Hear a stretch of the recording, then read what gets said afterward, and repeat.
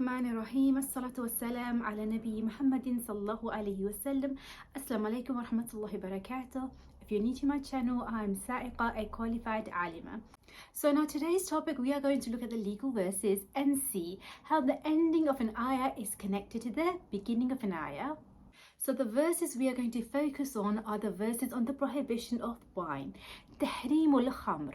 We know that khamr was not prohibited in one go. It was prohibited gradually in 4 stages. In every stage, we are going to look at the hukam, the ruling, which is the beginning of the ayah, and we are going to look at its connection with the ending of an ayah and see how the beginning of the hukam and the ending of the ayah are connected. In Mecca, Muslims, mushriks, pious people, sinners, everyone drank khamr, everyone drank wine. It was not prohibited. The first implicit ayah regarding khamr was revealed in late Mecca in Surah Al-Nahl, ayah number 67, where Allah Ta'ala says, "And from the fruits of date palms and grapevines you obtain intoxicants and good provision. Surely in that there is a sign for a people who understand." The verb Allah Ta'ala uses in this ayah is ya'qilun. Aqal means to have reason, to be intelligent. So anyone can easily realize that from fruits we can make drinks and other provisions.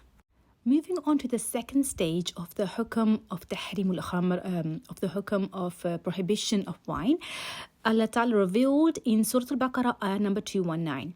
And this ayah was revealed in early Medina days. Surah Al-Baqarah is one of the earliest surahs to be revealed in Medina. So Allah Ta'ala says, "They ask you about wine and gambling. Say, in both there is great sin and some benefits for people, and their sin is greater than their benefit. And they ask you as to what they should spend. Say, the surplus. This is how Allah makes His verses clear to you so that you may ponder." This ayah is not giving any ruling, it is not prohibiting khamr. It's simply stating there are harm and there are some benefits associated with wine. So now it's upon us to do a comparison between the harms and benefits. And to do this comparison, we need to do deeper thinking. So the ayah ends with تتفكرون. Those who know some level of Arabic know that the verb تتفكرون, it is a mazid fihi verb from form 5. And from mujarrad, there is also fakara yafkur, which also means to reflect. But in mazid fihi, because there are more letters, we know these letters add to the meaning. So تتفكرون means more deeper contemplation than just general reflection. So stage 1 is simply saying use your intellect to know what you can make from fruits. And stage 2 is saying now think deeper and look at all the pros and cons. Moving on to the third stage, when wine was made partially prohibited for the first time. Now this was revealed in Surah An-Nisa, ayah number 43, where Allah Ta'ala says, "O you who believe, do not go near salah when you are intoxicated until you know what you say." And then there's more part of the ayah, and then the ayah ends with "Inna Allah kana afuwan ghafura." Indeed, Allah is most pardoning, most forgiving. So this is a new law, a new prohibition for the Muslims, and it is a partial prohibition. The Muslims are told don't come near salah when you're intoxicated. So some of the people who have been drinking all their lives, it was difficult for them just to completely give up. So what they used to do, they would drink after Isha. So after Isha, they could drink, and during the day when they have to go and pray salah, they wouldn't drink. So when someone is newly practicing, they're likely to make mistakes. We all make mistakes. We all are sinners. But in this ayah, Allah Ta'ala assures us that even if we don't do a hukam properly or we mistakenly don't do it, as long as we do tawbah, Allah is always forgiving. And He doesn't use one attribute here to forgive.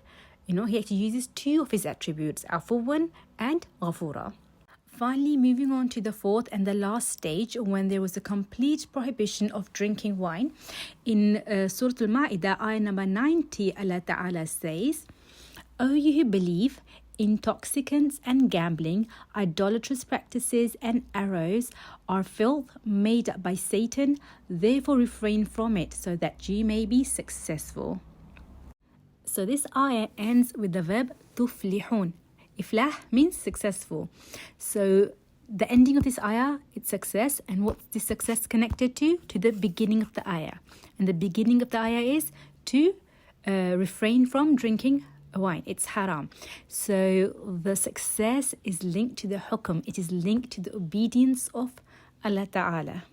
Now, this verse was either revealed before Uhud or it was revealed after Uhud. So even though there's a couple of years time in, between these verses, because the hukam of drinking wine was a gradual hukam. It was gradual ruling, and we see how beautifully the endings of each ayah are connected to the beginnings and how consistent it is from stage 1 to just use aql. Stage 2, now you need to do tafakkur, think. Stage 3, Allah is forgiving, just keep on trying. And stage 4, be obedient to Allah, adhere to the hukam, and you will be successful.